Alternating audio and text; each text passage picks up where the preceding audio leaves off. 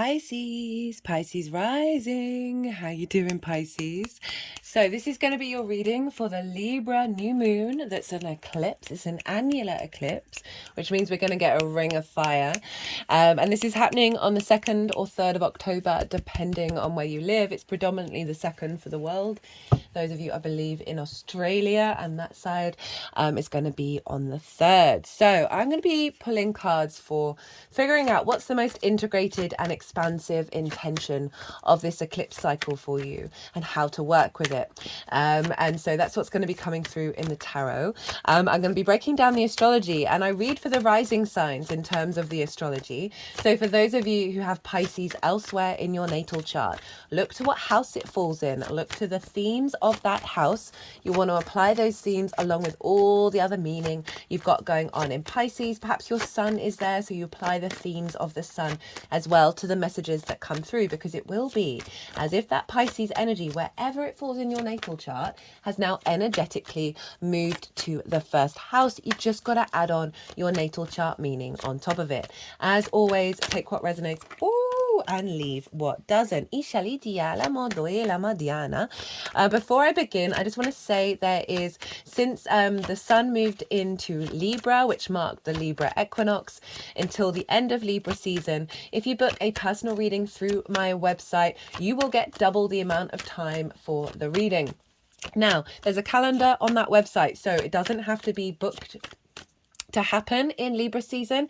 It can be way in the future, but you'll get double the amount of time. And this is me bringing the scales in of wanting, doubling up the amount of time there. So everything's in balance. So Pisces, where is this happening for you, Pisces rising? Well, it's happening in your 8th house. This is the outside world's resources and your relationship with it, right? So this can be mortgages, loans, car insurance, taxes, debt, both being indebted to somebody or someone being indebted to you. This can be inheritance, both 3D and cosmic inheritance, as well as bonuses and commissions, and just generally working with the resources of the outside world. It's also about the give and exchange between you and anything other than yourself. So the sense of in interaction with the outside world's resources. And this can show up in terms of relationship dynamics, because those resources in your interaction with other people, of giving your time, your money, your energy, intimacy, ideas, and vice versa. We can have scarcity complexes show up here, as well as codependency, right? Or as well as wanting all the things all for yourself, that kind of vibe.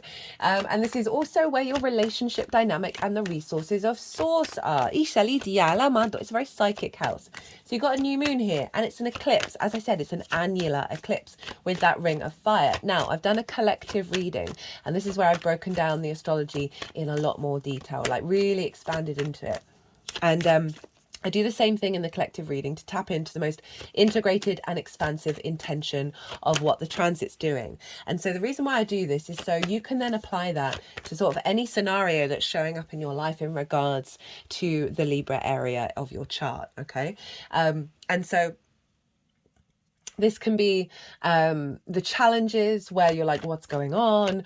And this is so difficult. And then you can apply the intention to it and go, oh, okay, I can see what this is trying to do. Or if you're a bit confused, tap back into the intention, as well as the blessings, right? And really being able to elevate all of that.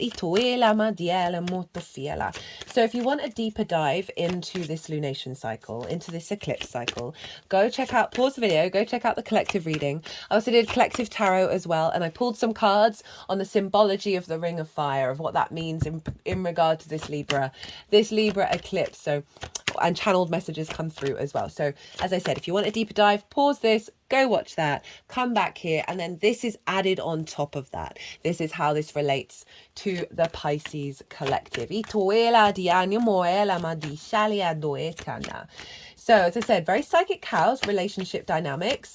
This is also about resources. And so we're elevating a new cycle around that, right? And it's a new moon, and so forth. It's a bigger new beginning. Eclipse cycles, in terms of the South Node being in the sign of Libra, won't happen for another 18, 19 years. So this is the last new moon with that. The South Node is the tail of the dragon. It's about releasing and purging, refining what is left behind after the purge, bringing depth and nuance to something. But it's a very inner yin, yes, esoteric experience. It's not the outward manifestation.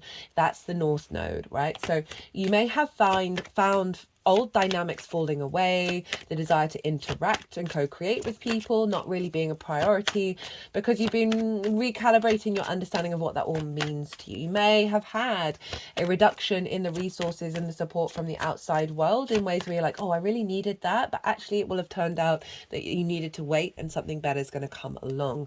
It is a refinement process, and it can feel heavy, right? And there's also some karmic stuff with the South Node as well, of old people, soul family coming back into your life, right? So, as I said, you may have had some restrictions around resources, around exchange, around healthy dynamics. And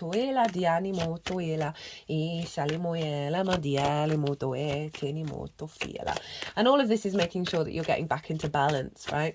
And really bringing a sense of equilibrium and healthy dynamics when you're engaging with the outside world. Having Libra in the 8th is very much the capacity to understand the narratives, the social narratives, right? So you've got a very strong capacity of observing them and really being able to see how you can work with that energy and heal that energy as well. So this new moon, this eclipse, is conjunct the South Node, and we've also got Lilith, Mercury and Juno all hanging out near this moon at the time of the eclipse. Lilith is exactly conjunct it. Now Lilith is about respect, honor and dignity in relationships, equality, right? She wants healthy co-creation. She wants to be two individuals working together, and she's not a fan of hierarchical systems that don't make any sense or hypocrisy. And so if that shows up in your relationships, right, or with Lilith, right, let me just stick with Lilith, she's going to try and make it work, but if she's faced with walls and no compromise, then she's very confident and comfortable packing her bags and going and living her best life. And so I love that this is coming with the Libra energy, because one of the things with the South Node is a sort of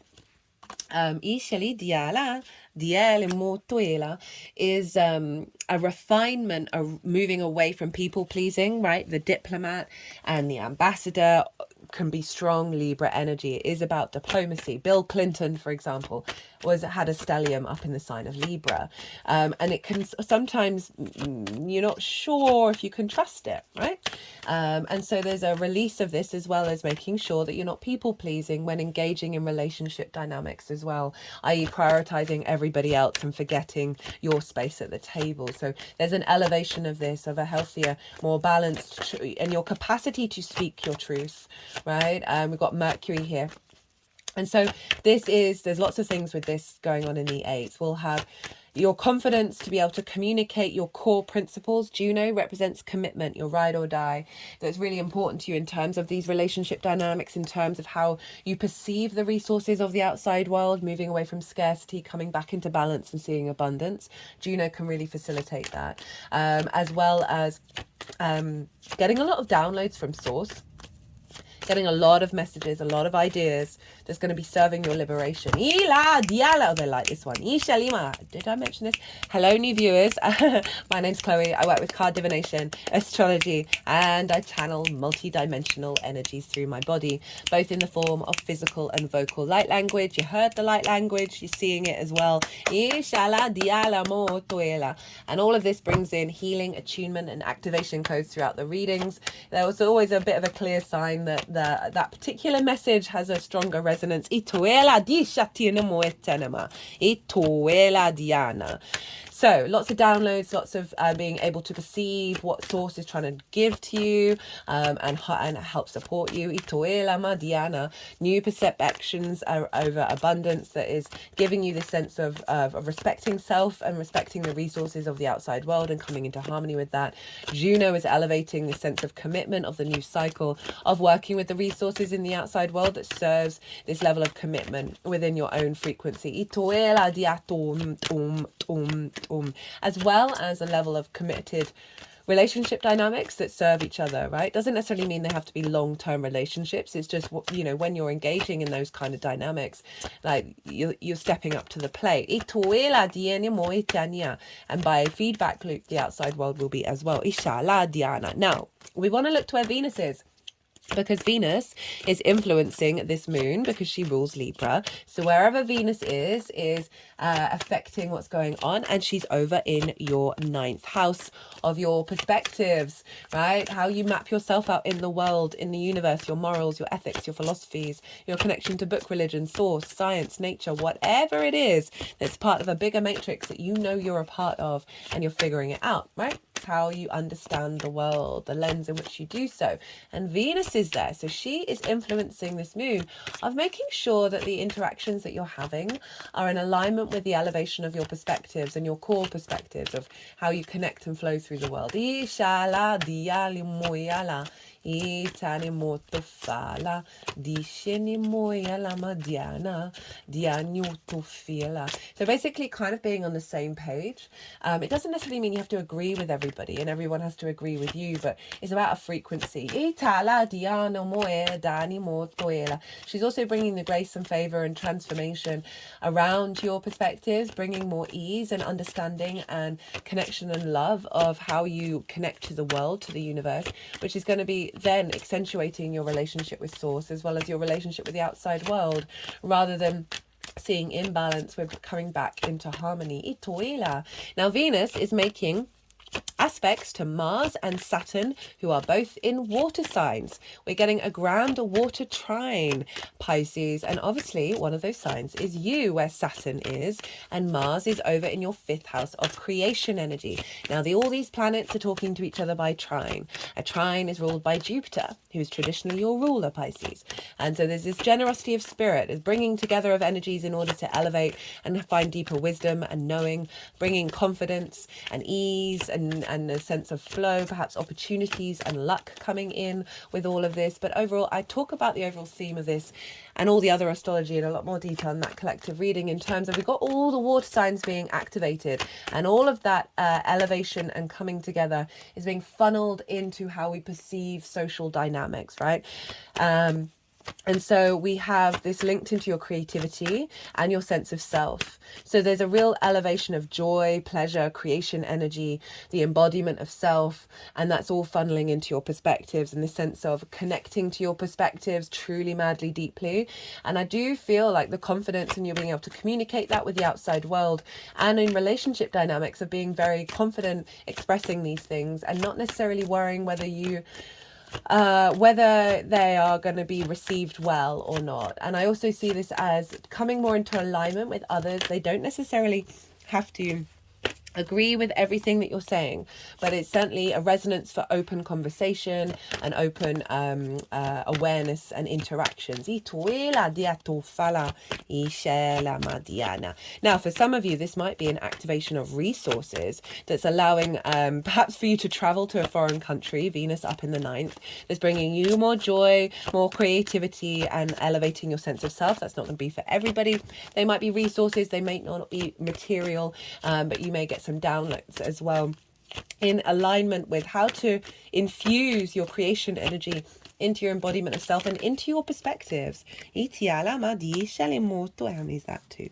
One more from there. We'll take one from the bottom of the deck and then cut the deck to see what the overall energy is. There's also going to be 2 oracle cards as well, my lovely Pisces. So as I said, all of that funneling in, that's creating more space. Also in terms of Mars in the 5th, right, of healing any wounds through our motivations and drives and instincts around love, romance and dating that come from parental figures or blocked energy, right, of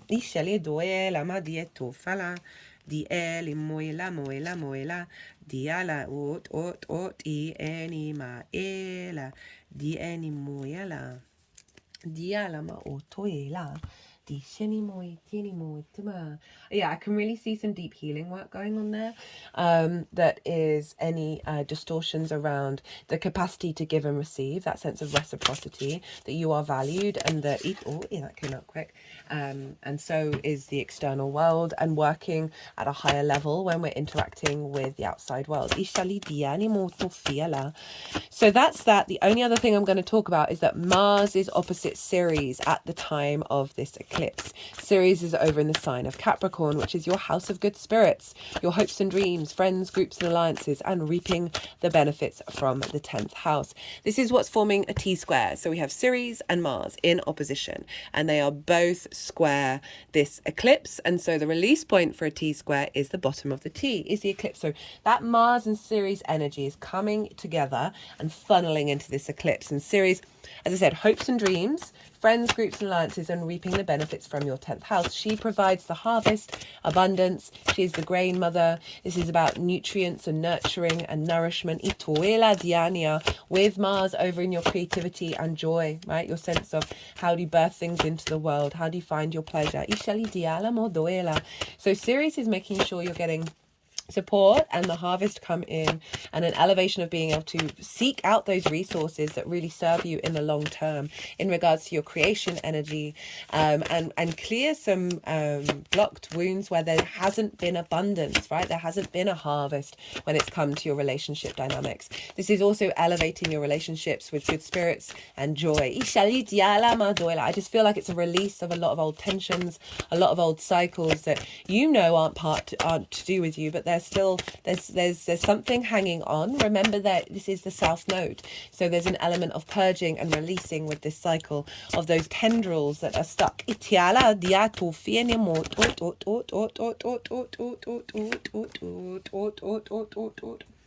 Okay, so just going to close off my conscious mind.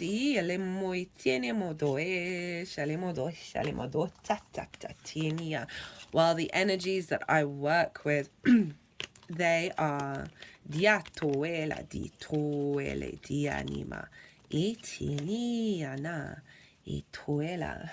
They organize where these go. Ituela madiana. So let's crack on with the intention, most integrated and expansive intention for this eclipse cycle for you, my lovely Pisces. Obviously, you've just come off the bat of having a full moon eclipse in your sign. The nodes are going to be moving into your signs as well. So this recalibration of your relationship dynamics, the exchange between you and anything other than you, is so supportive to when the nodes change sides. When the nodes go into, South Node goes into Aries, which is you're going to be more comfortable with what's being released in terms of the other, because of the work that you've done with this Libra transit. So we have the Two of Swords. This is the moon in Libra. Judgment, hello Pluto, Queen of Swords, and the Magician. So this is Mercury, involved with a lot of sort of air energy here. So the intention of this moon, this figure for me is someone who's traveled across the ocean. They are now at the new land, the new realm, the new timeline, and they are going inward to reflect on the journey that they've gone on, the old versions of self, and who they are now and who they want to be in this new landscape, right? So we've done a lot of this South Node work. This is the final recalibration to the longer term cycle. And it's saying that you're going to have moments of reflection, and follow your instincts with it of when you were in that space. You're going to have energy around you that's calling you to contemplate on this and really have some empathy and objectivity in the way that you're engaging with understanding yourself, in how you interact with the outside world, how you respond to it on an emotional level. But it is saying you're at the new land. It's just, remember, this is a new moon. It's not necessarily manifesting straight away, that this is calling for a level of inner recalibration. Because then we have Judgment. So through this journey, there's a level of ascension coming up. right? This is all about, these are the dead, right? And so these can be old versions of self, these can be ancestors, past life energy, and they are being raised up by this frequency. They are ascending. So they may have suffered, you may have suffered wounds or grievances that creates entangled, stagnant, stuck energy, right? And so often we think we've moved on, but actually there's some energy being blocked. Eat at anymore, ot it animat at eat at anymore, ot. And so this is saying the intention of this moon, the unfolding of this moon, is to raise that up, right? So give them all the higher perspective, give the old versions of self of like, that really hurt me. That really bleep hurt me. But is that part of my life now, right? So through this understanding that you are in this new landscape, this is allowing the elevation of self, right? The ascension of self. So no longer being stuck in the old timeline. Intense transformation. Queen of Swords and the Magician. So love the Queen of Swords, big fan. The sword court cards all have birds. She's got one, and it's above her crown chakra. And this card recognizes that you've been through some difficult times, but your head is now in clear. You can see far and wide. These are similar energies, right? It's not about denying the past, but it's about being in awareness that it is in fact the past. Her hand is open to receive a new understanding, a new perspective. She's getting downloads coming through her crown chakra, and bringing nuance and depth to this new perspective.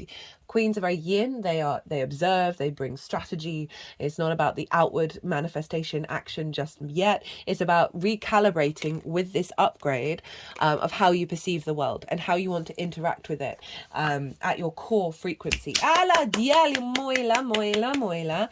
then we have the Magician. So love this. Hello, Mercury. So this is through this journey.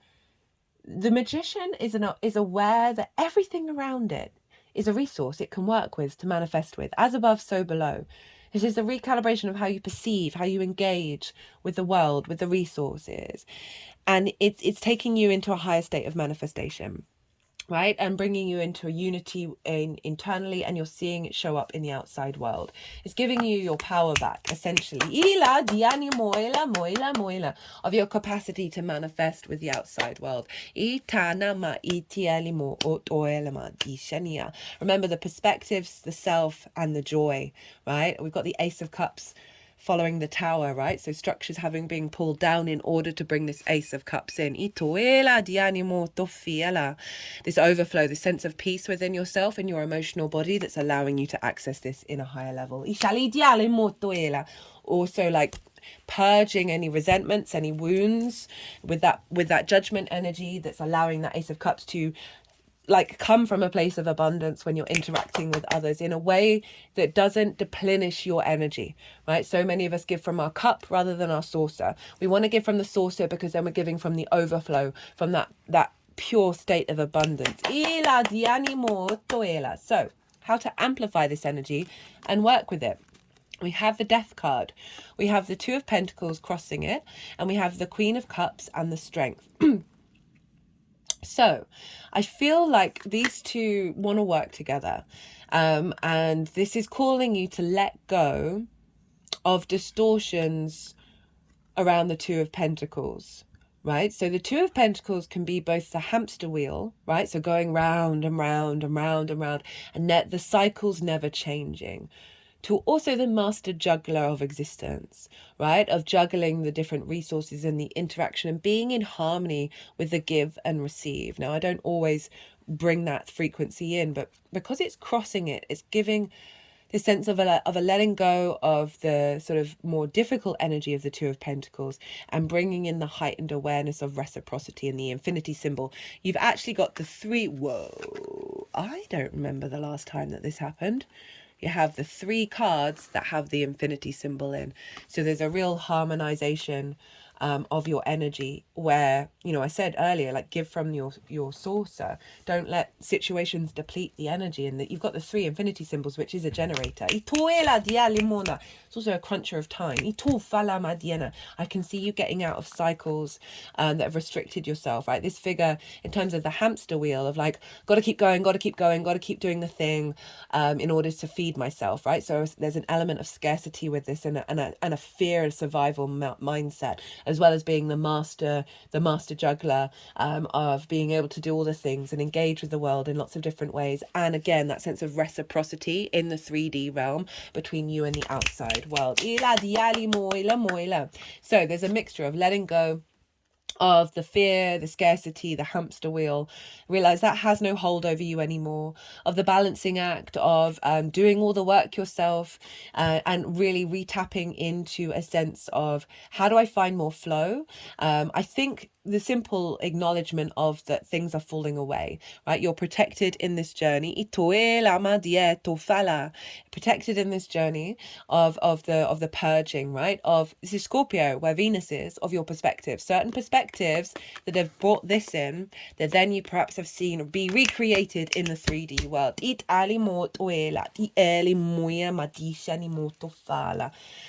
With that Saturn in the 12th, right, this is really digging up some deep unconscious responses around value and reciprocity. And it is calling you to allow that to move through you, to be aware that if you really want to amplify this, focusing on that is going to be a wonderful thing to do. Not to get stuck in it, but realize that you are very mutable, you're changeable, you are adapting to a new scenario. And then we have the Queen of Cups with the Strength card. Love this. So the Queen of Cups is saying, okay, right? Be soft, be gentle with yourself. She can see far into the future. And she's not worried. She's very psychic, but she's not worried about the future anymore. This is the opposite of this, right? She's so serene with the present moment. She's turning into it, right? She's turning into the color of the ocean. And so there's a real sense of heightened, be really loving and kind, be very sensitive, be open to your intuition, to the whispers that you hear from the universe. And again, this is saying, be very kind to your emotional body. You're going through some deep healing with that. You may want to pull tarot cards every day to reconnect. Okay, what do I want to focus on today? That kind of thing, and just generally tap into the unseen realms, that the softness of the water, the maybe having water baths as well,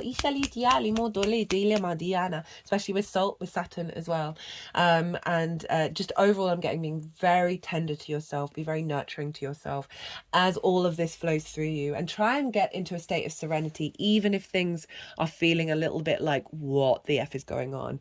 I'm not getting that too strongly, but I just want to highlight, you know, you got a lot of water here, with the Ace of Cups, Queen of Cups, and Scorpio, of a real elevation of your water body that's helping bring in a higher perspective around how you engage with the outside world. Because then we got Strength, which is Leo. Hello, Leo. And Leo for you is in your 6th house of work, how you work, the adult in the room, health, routines, co-workers, pets, that kind of thing. And we need to understand the 6th in order to have healthy relationships with people. Doesn't just have to be romantic. We need to understand how we work in order to know how that's going to work with other people and where to compromise. This is all about love and kindness as well. This is about being vulnerable, and being really open. This is about not shaming any part of yourself and any experience that you've had. This is our instinctive side with our higher self, and they're working together, and through love and kindness. And when we operate in that state, when we're not in conflict, when we're not trying to dominate, when we're appreciating the nuances and the variations of existence, then we cultivate a deep courage to exist in this world, to have a lust for life and a strength of the heart, right? So heart, Leo rules the heart. So it is calling you to cultivate this within you. Both of those cards, very loving, very kind, as you shift through into a new cycle of reciprocity and co-creation. But I do feel there's some wounds with the inner child, with Mars in the 5th, that have impacted your understanding of your embodiment of self and distorted your perspectives. And that's the Venus, Mars, Saturn energy, as well as an elevation of your instincts in alignment with your creativity. in alignment with an elevation and a deeper love of your perspectives and your connection to the universe that is strengthening your autonomy within yourself, your authority, your integrity, so you can then come to the table with anybody and anything and know what your core principles are, know how to compromise, how to work, know when to move away, and be able to have those conversations and be able to perceive the information that you need in order to navigate those waters. Now, your oracle cards are the Hero's Journey and Joyful Muse, Inspiration. Ooh, right. So, Hero's Journey. This is from What We've Forgotten by Amy Miranda Diali Moila. Descending into the Temple. Ooh. Abrahamic schools of spiritual thought have a lot of similarities. One of them is the concept of the journey or the quest. In Islam, the night journey refers to the transformational trip made by Muhammad in both body and spirit. He was said to have travelled from Mecca to the Temple Mount in Jerusalem before ascending into heaven to receive instructions of prayer with which to return to earth. An adventure from one reality to another and back again in one night. This is a hero's journey. This is the origin story of great illumination. As we seek wonder, we may discover that the things that we have survived have become lessons. Yeah. The pain becomes holy wisdom. What experiences in your life have transformed the person you are? What pain can be translated into holy wisdom by viewing the experience not just as part of your life, but as part of your quest? Where might you be getting divine guidance? I like that. It's doubling down on like the acknowledgement of where you've been, right? You've been in a different landscape. We've got troubled clouds here. We've got a storm underneath the Queen of Swords. That's acknowledging, going sort of dark night of the soul, as is the death card of like, okay, there are some things that you are now having to let go of and see the wisdom in them, right? And make peace with that and come to a greater sense of softness and tenderness with everything that you've experienced. I tuela diali moto fiala, I shali muela diala modoela. Where did I put that card? Di motoela, I tuela, I tomadinema. Oh, wrong book. I tuela, dinima, dinima, dinima, dinima.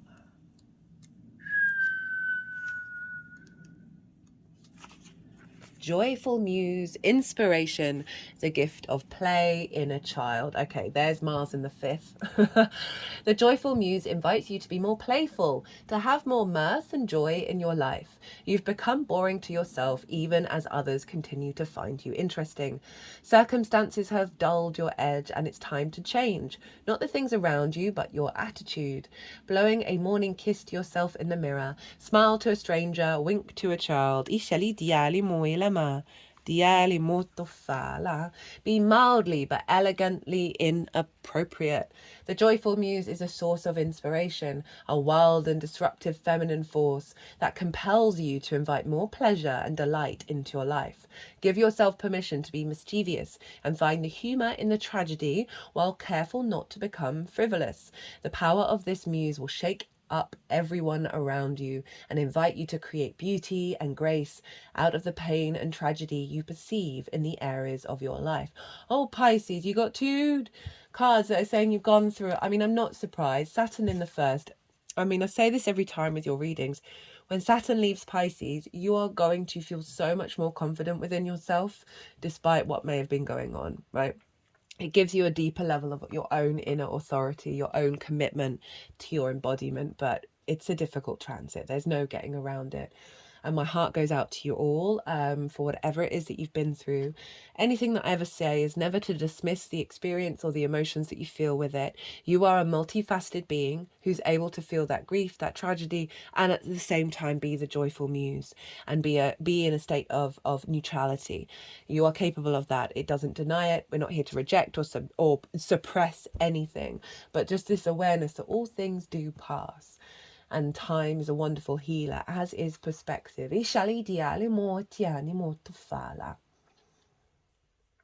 The joyful muse often comes at a time when darkness prevails and the future seems dour. Embrace her gifts, being playful without being silly. Invite the child inside you to come out for a play date, and he or she will help you to return to your innate innocence, the place of never been there, never done that, even if it's the same routine you wake up to every morning.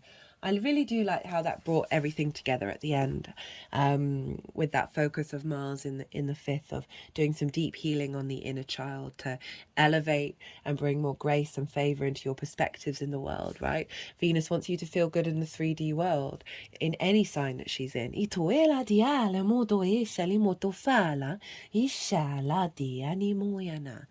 Well, Pisces. Now, if you want a personal reading, don't forget that there's an offer on at the moment for double the time. You might want to dive a little further deeper into this. I hope you enjoyed this reading. I hope it resonated. If it did, it would bring me great joy if you hit that like button. Other than that, Pisces, be good to yourselves, be good to those around you, safe travels, and be well until we meet again.